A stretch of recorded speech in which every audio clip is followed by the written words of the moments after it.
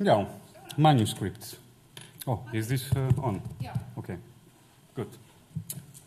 Well, I have, well, thank you for coming. Some of you don't know. I see two people here, but no familiar faces. I'm doing a PhD on nationalism and archaeology in Iceland, or the politics of the past, the way the past is used for political purposes. So when somebody is trying to do such a study in Iceland, it's quite unavoidable to talk about the sagas and talk about the manuscripts, because obviously they have been the most kind of definitive symbol of the Icelandic national identity. And of course, this is a little bit, it's both a blessing but also a curse, because sagas have been, and the manuscripts have been talked about by so many people from different disciplines. These are some of the approaches. People have talked about how the manuscripts were transmitted from generation to generation. There's the subsequent use of the manuscripts as mediums of reading, education, and entertainment. Other people have spoken about the role of collectors and scribes and the print houses. Codicologists, on the other hand, they deal with the so-called archaeology of the book, on handwriting styles, design, aesthetics, etc. And of course, there is a lot of people talking about the sagas as literary classics, and they speak of a very unique literary genre that developed, that was invented in Iceland. And of course, there is scores of historians speaking about the sagas and the manuscripts as evidence of the linguistic continuity of Icelanders, and of course the historical depth of Iceland. Now, a little bit more to my kind of area and domain, people have spoken about the political economy of the manuscripts as well. I mean, you should all know that there's scholars out there that have approached them as cultural artifacts of political importance. They've been collected from very early on, from the 16th, 17th centuries, by Swedish and Danish collectors, and they were used to legitimize territorial claims between the Swedish and the Danish kingdoms. And of course, during the 19th century, they are contested by Icelandic nationalists in the fight for independence. As I was saying before, to prove the ancientness of the Icelandic nation, the permanence of language, etc. And of course, within this kind of context, people have talked about the return of cultural treasures in general to their places of origin. Now, the way we've used the sagas in archaeology is quite stereotypical. We have a lot of fairly foreign and local antiquarians from the 18th and 19th century to use the sagas to locate archaeological sites and monuments. I mean, we still kind of use a little bit of the sagas even nowadays, because, of course, there is a lot of different types of information on settlement patterns and religious practices, vast array of information out there. And, of course, we still kind of go back to them, because our discipline in Iceland has always been kind of tied a little bit to a kind of historical strand, but also a philological one. And so, having read all of, well, most of this literature, I was a little bit blocked. I was thinking what kind of, I needed a little thread to kind of take hold on and try unravel a kind of narrative that it is associated to nationalism, but not always going back to history or literature, but have something that is a little bit more archaeological. And then inspiration comes from very unlikely places, really. A few years ago, I was sitting on the couch comfortably, and a program started on RÚV called Orðbragð, and it's about the Icelandic language. And then there was this humorous sketch of Árni Magnússon collecting, or trying to collect, some manuscripts. And this was it. I'll play it for you, if I can. Hver þú? Árni Magnússon. Nei, veistu, ég kaup ekki neitt. Nei. Ég er að ferðast sveiti landsins í leit af íslenskum handritum. Getur verið að þú lumir á svoleiðis gersanum? Það gæti verið eitthvað inni. Komdu bara. Þurrkaðu fyrir nóttunni.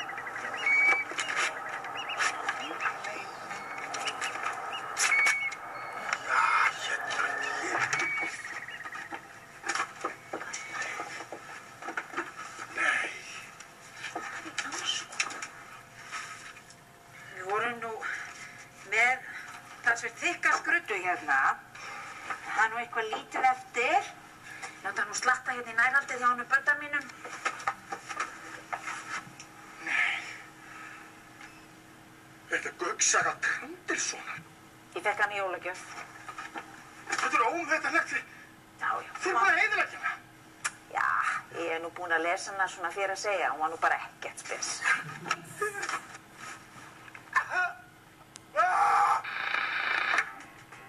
Sumum handritana náði Árni á síðustu stundum því þau höfðu verið tekin í sundur og nýtt í eitthvað annað, til dæmis í bókband eins og sést á mörgum þeirra.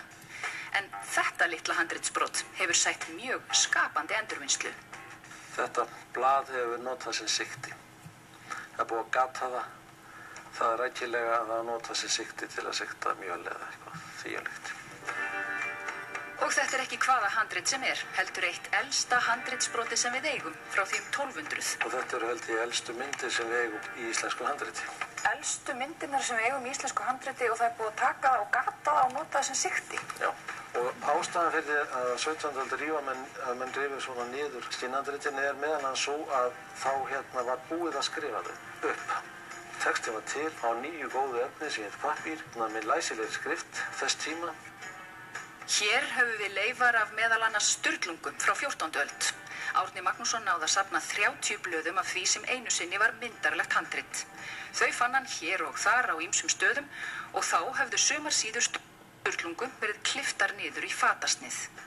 En ég veit ekki, maður skilur fólk sem þarf að draga hann lífið á einhvern nátt og nýtir það sem í kringum það sem getur notað. Og þessi bók var á lausu til þess að ábúið að skrifa hann upp. Og það virtist ekkert vera neitt sem hafði áhyggjur af því hvað hana. Ég held þessi búin að fyrirgefa þetta. En kannski var þessi bakaradrengur þarna í Dýrafirði, kannski bjargaði hann þessu bara. Kannski hefði þetta farið á haugana ef hann hefði ekki notað þetta sem sigti. Það var ekki lítið á þannig. Ómögulegt að segja hvað hefði orðum blaðið ef hinn hefði ekki séð það í sigtinu. En það þurfti líka að horfa til þess að sóa engu. Skinn úr óþarfri bók var að sjálfsögðu endurnýtt, enda afar verðmætt. Í bók eins og þessa dugar 1 kálfskinn aðeins í 2 blöð eða 4 síður. Þannig að það eru 25 kálfar sem hafa farið í hana. Bók var semst rándýr. Það er dæmi um það heimild frá 14. öld að bók hafi verið metin á 5 kýrverð. Ég veit ekki hvað kýr kostar í dag en það væri allavega nokkur 100.000 krónur ef ekki milljón. And so this is something that really was kind of stuck in my head for a few days and gave me some sort of an inspiration. There's a lot of assumptions in this kind of narrative. It's quite popular, actually. It's not just a humorous sketch, but it kind of incorporates a lot of kind of the public view, the popular view, but also the kind of academic scholarly view about the sagas and the manuscripts, and Árni Magnússon as a hero who collected them, and so on. The assumptions this kind of segment presents us with is, first of all, that the peasants were able to read, and they were reading the sagas. But as it is evident as well, they did not really appreciate the physical medium, the book, the manuscript. They didn't know the historical value of things. Another assumption that is made is that vellum was a precious commodity. And we put this into the context of Iceland, and Iceland always been presented as a very poor country. We reached to the conclusion that the reuse of vellum was quite unavoidable. And of course then this segment alludes to our kind of common sense that that we have this perception about cultural treasures that, of course, the farmhouse, which can be damp and can be smelly, despite people saying that it's a wonderful structure and a very healthy one, and obviously quite lightless, is no place for the manuscripts. So there are proper places in the controlled environment of museums, in the institutions, and universities, and they are to be handled by specialists who know the value of ancient things, and they can teach everybody how to deal with them. And maybe all this can be tied up to a wider kind of narrative that, you know, yes, we kind of forgive this kind of little events because, after all, every nation has periods of ignorance and moments of shame. And of course, when we go a little bit more into the academic works, these kind of incidents of manuscript be used as shoe soles or as sieves or even as vests or sewing patterns. They are kind of more or less, they are mentioned in many works, but usually they're just mentioned in 2 or 3 sentences. And they are mostly interpreted as acts of ignorance towards the manuscripts and, of course, as it follows, the literary heritage of the country. And mostly they're circulated like as anecdotes. I mean, I met quite a few people who deal with the manuscript specialists.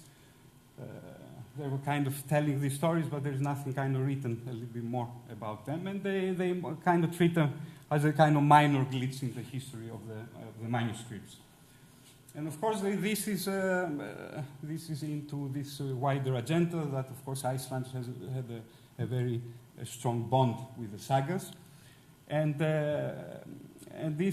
as it follows, then this kind of conceptual bond with the sagas has to be followed by a respect towards the physical attributes of a book or of a manuscript. And we have, you know, if you respect the textual content of the book, then you respect the book itself. And then I got my little thread and I started asking questions. And questions regarding what actually makes us consider this kind of alternative use as an act of ignorance or desecration or manipulation and abuse. And what has caused us to ignore it completely, not just mention it and not study it at all. And then my archaeological frame of mind hits, and then I ask further questions. If there is any possibility out there that this alternative use as sieves and shoe soles and vests possess some sort of a significance. And could these kind of events be the outcome of a more creative engagement with ancient objects and the past itself? And of course, all these questions are not coming from arbitrarily into mind. Archaeologists have always, well, not have always, but recently, they kind of look into the social and cultural biographies of things and of objects. And it's because, of course, the basic concerns of archaeology revolve around materiality and time. And there are plenty of examples, ethnographic examples, but also historical examples that kind of tell us that ancient objects have kind of often carry animate or even human-like properties. So they're treated in a very different kind of way. So these kind of acts of manipulation or even destruction may kind of signal a more dynamic interaction between people and objects. I mean, in certain cases, even the destruction of things, of ancient things, or their kind of manipulation and transforming their kind of physical view and the way that you feel them and you look at them and you touch them, may even kind of increase their value in specific societies. So what we interpret nowadays as a misappropriation, desecration, for the kind of hidden and increasing spiritual properties of artifacts, that doesn't mean that people in the past share the same kind of frame of mind. And of course, all this is tied up to the notion of multitemporality. We nowadays, especially in archaeology, we admit that objects and cultural artifacts are multitemporal because they do not possess a single and unchanging identity, but a social biography, which is determined by the ways in which they are perceived across time and space. So any subsequent use, manipulation, modification, reworking speaks of a more active role of ancient artifacts in the lives and daily routines of people, of past people. So what I try to do is to kind of take this theoretical capital and try to inject it into a discourse on books and manuscripts.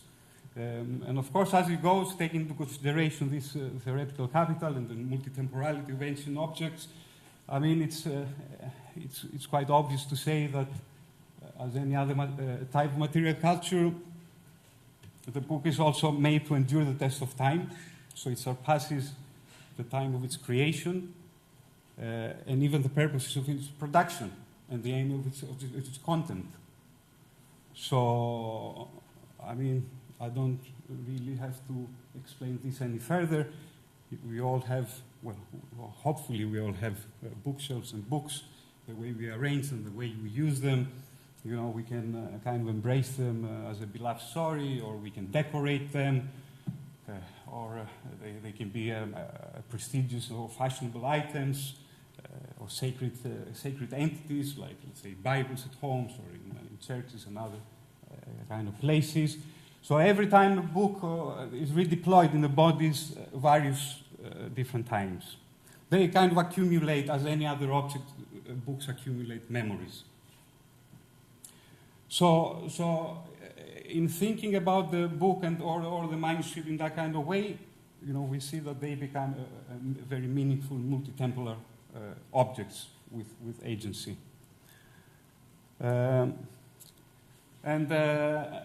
Leaving a little bit that to see how this can apply into the past and very different kind of examples, I found these kind of wonderful stories regarding the alternative use of books and manuscripts, and they all kind of speak of books carrying a kind of cultural significance that may extend beyond the textual context or very kind of intimately tied to it. And people have always had more kind of kernel relationship with books.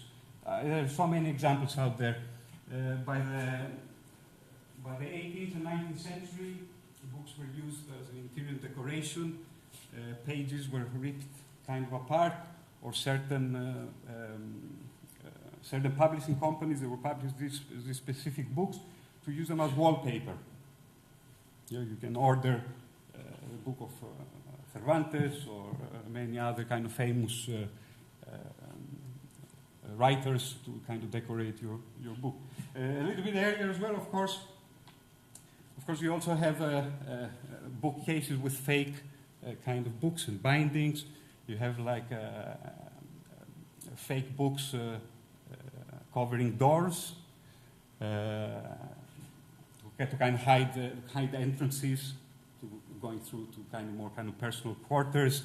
And there were quite funny titles, humorous titles like The Rape of the Lock or Turning Handle, written by Mr. Handel, and there's all this kind of play with the notion of books. They have also been used for fashion. This is from the 15th century. Nuns, if I'm not mistaken, it was in France. What they used to do is to make clothes out of old manuscripts. And because they were not allowed to wear them, they were dressing the statues of the convents as mannequins, as shop mannequins. It was an interesting pastime. Of course, you have books used as medicine. You have a Bible rested on somebody's head to kind of ward off evil and cure diseases. You have people use them for because they have some kind of talismanic power. People print little tiny books that the people wear around their necks to ward off evil. Other people write in paper some kind of chant during sexual intercourse in order to conceive a child or a boy in the 14th, 15th century. I have a lot of examples here, which I'm not going to go through, because the talk will be an hour and a half, unless you don't have to go somewhere else and skip work for a little longer.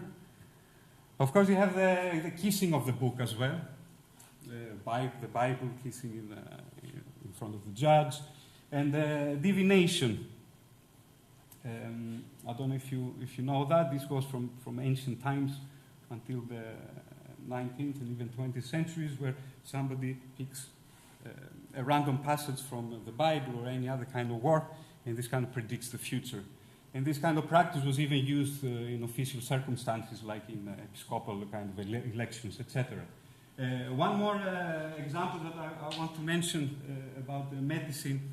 There is this kind of famous 19th century story of a woman eating the Bible leaf by leaf, making a sandwich between two pieces of bread and eating it in order to cure her fits. Yeah, so you see that there is this kind of distraction of books, all this kind of wax carry kind of significance. And in the process, of course, books are kind of altered significantly. Oh, there's another Jewish, not the Jewish custom, another early Christian custom where prostitutes would have to drink the water that washed off manuscripts, ancient manuscripts from the kind of biblical times. So by ingesting the water, then they would receive the holy word in their bodies. And so going back to this humorous sketch and about this kind of famous page of a manuscript that was pierced in holes and used as a sieve. This is very fast. This comes from this page is from Physiologus. It is a translated version of the Latin Physiologus Theobaldi, and it's been translated in many different languages, and they used to be one of the most popular Middle Ages handbooks, dealing with imaginary and real plants and animals and stones and people around Europe. And it is kind of devoted more to kind of science. It's a scientific kind of treatise, but also it is devoted to Christianity and Christian morality and religious teaching, since all interpretations have this kind of allegorical kind of approach. And of course, this is one of the oldest manuscripts of Old Icelandic, written around 1200. So taking into consideration all of these nice stories of alternative uses of books that go back to even to ancient Egypt and ancient Greece and all the way to the 20th century. Now I kind of pose this hypothesis about this kind of this little page used as a sieve. And I asked the question, could the act of sieving through a page that describes the plants and animals, and it's of course a Christian kind of book, could it have been a part of a ritual that signals the blessing of food? Of course, consuming foods that they're blessed. I mean, there are so many examples out there. There are numerous ethnographic examples, as well as contemporary practices. Only somebody would only kind of bring into mind the bread and wine during Mass and the transubstantiation. There is a lot of rituals, like in India, the ritual of prasada, where the food is offered to the gods and then it is consumed after it's been kind of blessed. But also there are other numerous practices where ancient kind of material cultures, and these stories come mainly from the 19th century, that they participate in such rituals, especially statues in Greece. They participated in rituals that guaranteed a good harvest. And so, taking from there, then we can apply this hypothesis to some other incidents. Let's say a vest made out of a parchment or a sewing pattern of a heroic saga might have protected the wearer or transmitted strength, courage, or even blessed him. Likewise, a shoe or a shoe sole from an old manuscript would have had kind of, the similar kind of effects. And since the humorous segment is talking about undergarments, maybe wearing an undergarment like that ensured a good sexual potency.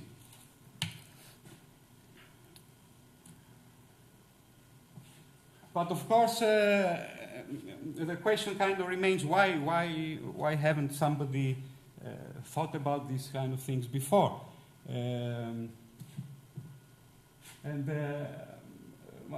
For me, finding the thread and developing it took me very, very little time.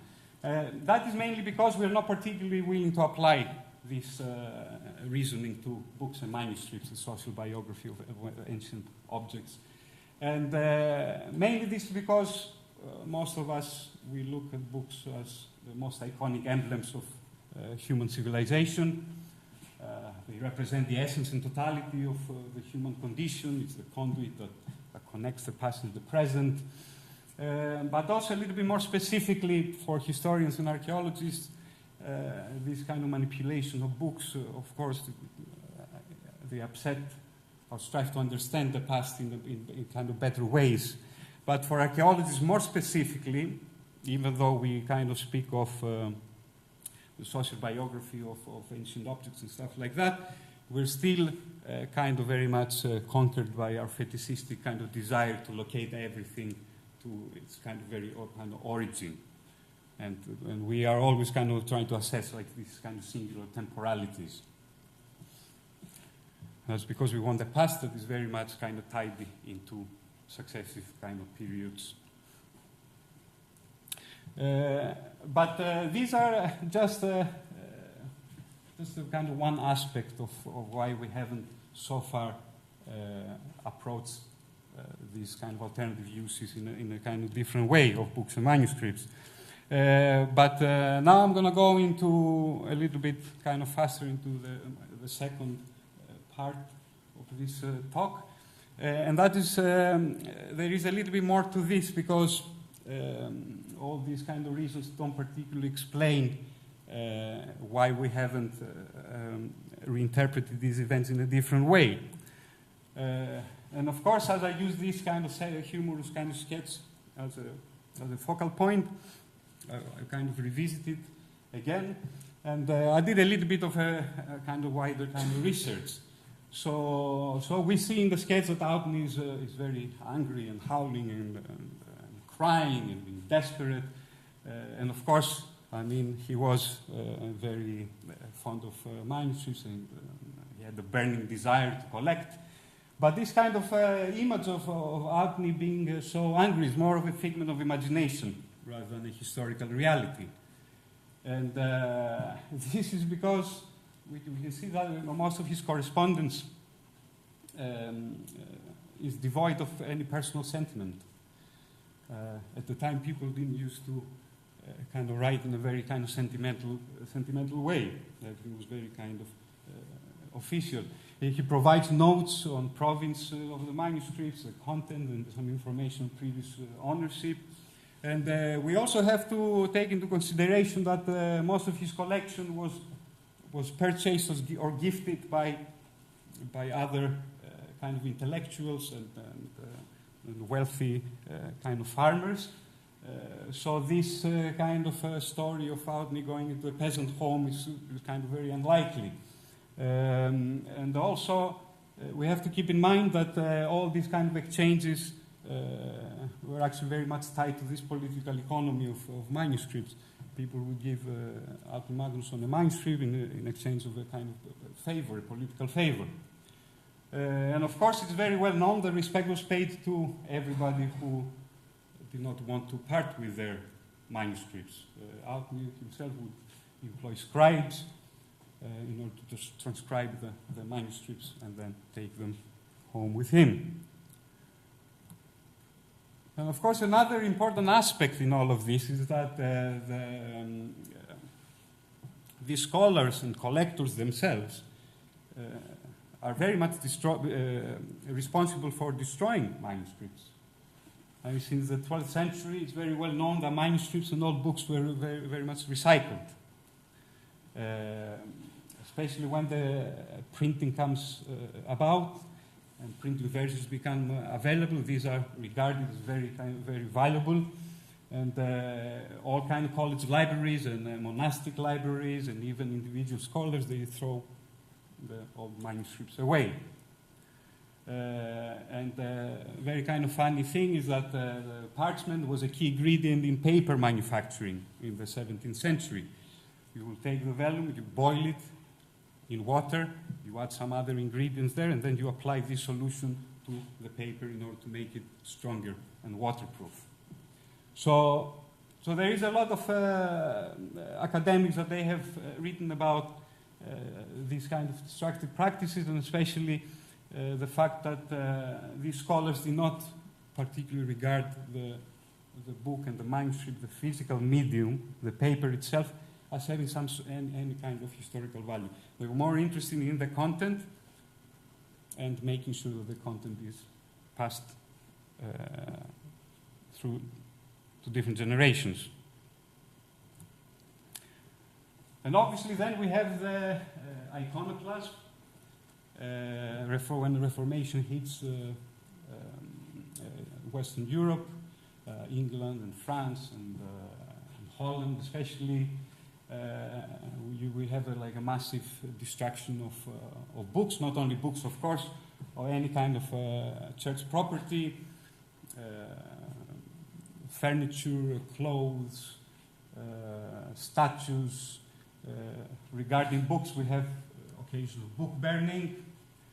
Of course, we have the kind of typical recycling where all kind of precious metals and gems and stones are removed. And then parchment, of course, just loses all value. Very indicative of this kind of destruction. It is a little bit hard to see how to look into the exact kind of numbers of how many books were destroyed at the time. But we have chroniclers that say that that describe the kind of destruction. In England, a chronicler writes, manuscripts flew through the streets like butterflies. So they take all the books and manuscripts, they throw them in the streets, and then as the wind takes them away, they look like butterflies flying around. And of course, this didn't concern only books on Christianity. Books were destroyed, other books were destroyed, like literature and mathematics and philosophy. We have Fuller there, another chronicler, who says that every book with a cross was condemned for copies, superstitious, and with circles for conjuring, as kind of magic. So parchment just goes all around, especially in England and in Holland, and people gather them and they use them for many different purposes. Fishmongers and grocers use them to wrap food and fish. People use printed sheets of paper to line pies and bake pies. And one of the most kind of disgusting, let's say, alternative use of books and manuscripts was for posterior uses in jakes and houses of easement, basically as toilet paper. Okay. Coming back to Iceland, the Reformation in Iceland,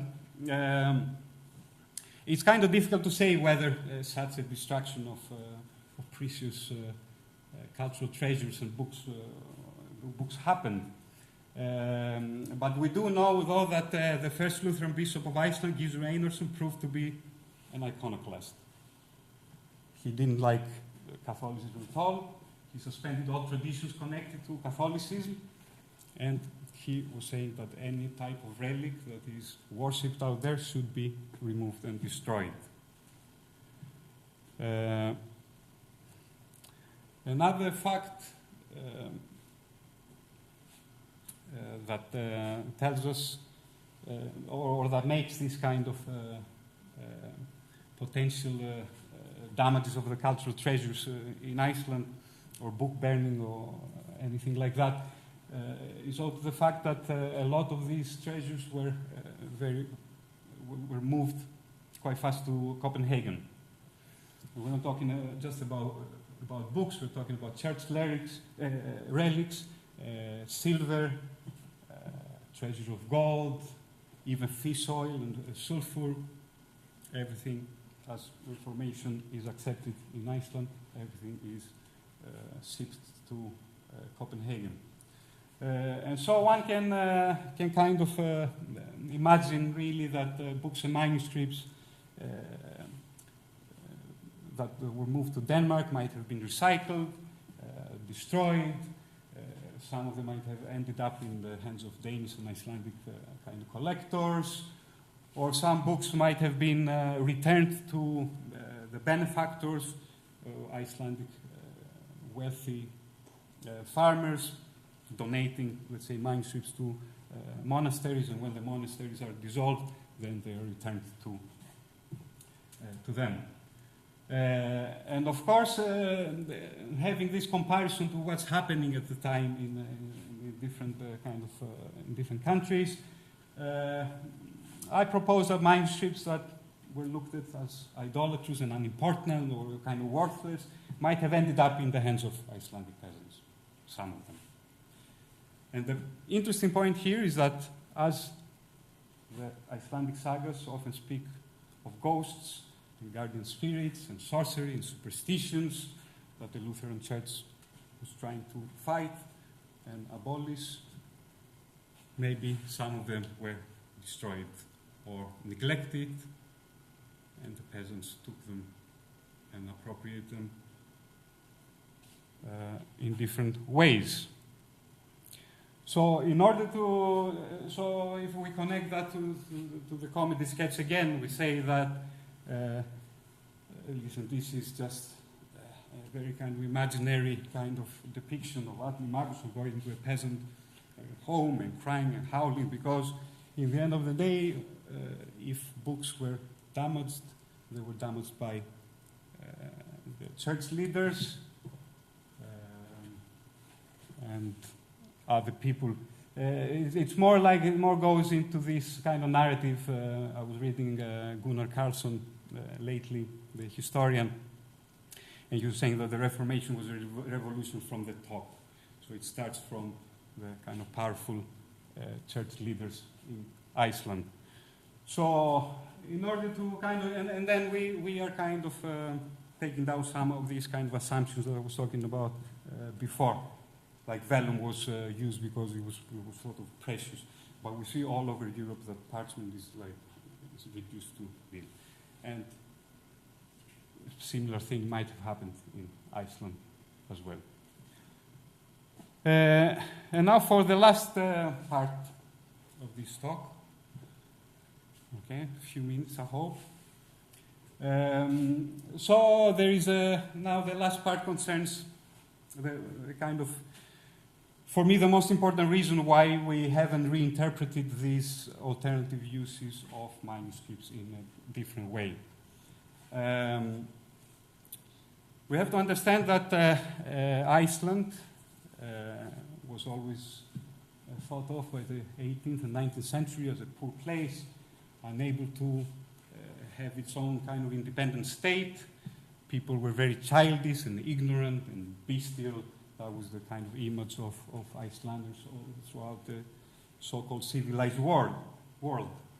So basically, but there was one very kind of one little aspects that spoke of them as civilized, and this was literacy. The fact that Icelanders could read and understand especially the sagas.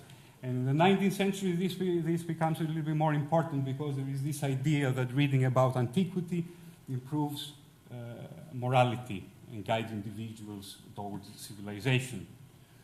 So, of course, this is great for the Icelandic nationalists at the time because Icelanders could read the sagas ever since the 16th century, ipsimis verbis, so they could understand every word of it.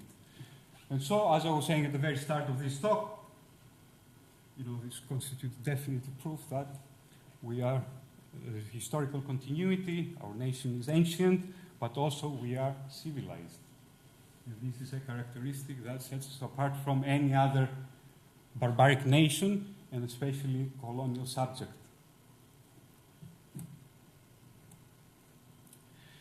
Now, of course, this rhetoric of literacy, it is, of course, part of a greater civilization rhetoric.